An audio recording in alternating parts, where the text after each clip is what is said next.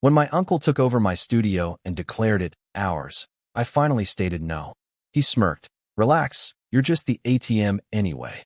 So that night, I removed every tool I purchased and left behind a legal notice that made him turn white. I, 31M, never thought family could make you feel so alone until my uncle decided my photography studio was his personal playground. What started as helping family ended up teaching me the hardest lesson about boundaries I've ever learned. 3 years ago, I was riding high. My photography business was finally taking off after years of struggling through college debt and dead-end jobs. I'd saved every penny, worked double shifts at a restaurant while building my client base on weekends. The studio space I rented was small but mine. Every piece of equipment, every light, every camera, I'd researched for months and bought with money I'd earned through sweat and sacrifice. My uncle had always been the family success story. Real estate, investments, that confident way of talking that made people assume he knew what he was doing. When his construction business hit some rough patches last year, he started hanging around my studio more often. At first, it seemed innocent enough. He'd drop by during shoots, chat with clients, offer business advice I didn't ask for. The first red flag should have been when he started bringing his own clients around. He told them the studio was a family business, gestured around like he owned the place. I was too focused on my work to pay attention, too polite to correct him in front of strangers. That politeness cost me everything. It started small. He'd use the space when I wasn't there, claiming he needed somewhere professional to meet clients. Then he installed a desk in the corner without asking. When I confronted him about it, he laughed it off and said family should help family. He reminded me how he'd given me rides to job interviews when my car broke down, how he'd co-signed my first apartment lease when I had no credit. The guilt worked. I convinced myself I was being petty. After all, the studio was usually empty evenings and weekends when I didn't have shoots. What harm could it do? But boundaries, once crossed, become suggestions.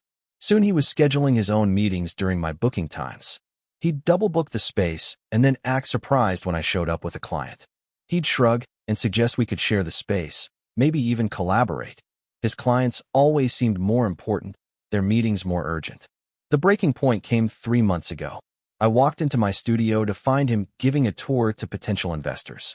He was explaining how his family had built this photography business from the ground up, how the studio represented years of hard work and smart investments. I stood there, invisible, as he claimed credit for equipment I'd researched, saved for, and bought myself. When the investors left, I finally snapped. I told him this had to stop, that the studio was mine and he couldn't keep treating it like his own property. His response still echoes in my head. He looked at me with this condescending smile and said I was overreacting, that I should relax because, at the end of the day, I was just the ATM anyway. Family money, family equipment, family business. He said it like it was obvious, like I'd been stupid to think otherwise. That night, I couldn't sleep. I kept thinking about every camera, every light stand, every piece of equipment I'd bought. I remembered working double shifts to afford my first professional lens, eating ramen for weeks to save for studio lights. I thought about the client relationships I'd built, the reputation I'd earned through my own work. The next morning, I called in sick to a shoot and started making moves. First, I contacted a lawyer. Turns out, having your name on all the receipts, the lease, and the business license matters more than family guilt trips. Second, I started documenting everything. Photos of serial numbers, copies of purchase receipts, screenshots of bank transactions. The lawyer explained my options. Since everything was legally mine and I had documentation, I could simply remove my property. The studio lease was in my name, so I could also terminate his access to the space. She helped me draft a formal notice that would make my position crystal clear. 2 days later, I put my plan into action. I waited until evening when the studio was empty. I'd spent the day renting a storage unit and borrowing a friend's truck. One by one, I carefully packed every piece of equipment I'd purchased. Cameras, lenses, lights, tripods, the computer I'd bought for editing, even the coffee machine I'd brought from home. I left behind only what came with the space originally, the basic overhead lights and electrical outlets. On his precious desk, I placed the legal notice. It explained that all equipment had been removed by its rightful owner, that his access to the studio space was revoked immediately, and that any further attempts to use my name or claim ownership of my business would result in legal action. The notice also included a detailed inventory of every item removed, complete with serial numbers and purchase dates. At the bottom, my lawyer had included her contact information and a reminder that theft of business property and identity fraud were serious crimes. I locked up and went home. For the first time in months, I slept peacefully. The next morning, my phone exploded. First came the panic calls. My uncle had arrived to find an empty studio and the legal notice. He called me in a rage, demanding I explain what I'd done. I told him calmly that I'd simply taken my property back. He threatened to call the police, and I suggested he do exactly that. I had receipts for everything. Then came the family pressure. My aunt called crying about how I was destroying the family. My mom called asking what had happened, saying my uncle claimed I'd stolen equipment from their joint business. I explained patiently that there had never been a joint business, that every piece of equipment was mine, and that I had documentation to prove it. The best part was when my uncle actually did call the police. 2 officers showed up at my apartment that afternoon. They seemed skeptical at first, probably expecting a typical family dispute. But when I showed them my receipts, purchase records, and business license, their attitude shifted completely. One officer actually chuckled when he read the legal notice. He said it was refreshingly straightforward compared to most family business disputes they dealt with. The officers went to the studio to speak with my uncle. Later, I learned he'd been furious when they explained that taking someone else's property, even family, was theft. They'd also informed him that claiming ownership of someone else's business could constitute fraud. He tried to argue that family businesses were different, but legal ownership doesn't care about blood relations. Update 1. The fallout was swift and brutal. Within a week, word had spread through our extended family about what happened. Reactions were divided. Half the family thought I was heartless for embarrassing my uncle publicly. The other half quietly admitted they'd always suspected he was taking credit for other people's work. My uncle's investor meeting fell apart when they couldn't find the studio or contact the supposed co-owner. His construction business partners started asking uncomfortable questions about what other properties and partnerships might not be what they seemed.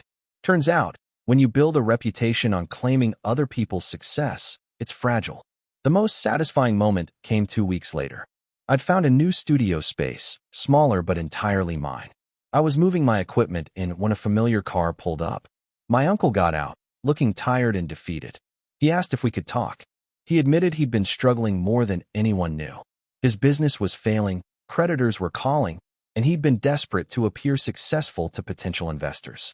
He thought if he could just borrow some of my success temporarily, he could turn things around. Then he'd gotten carried away, started believing his own story about being part of my business. I listened without saying much. Part of me felt sorry for him. But I also remembered that condescending smile, the way he'd called me an ATM. Actions have consequences.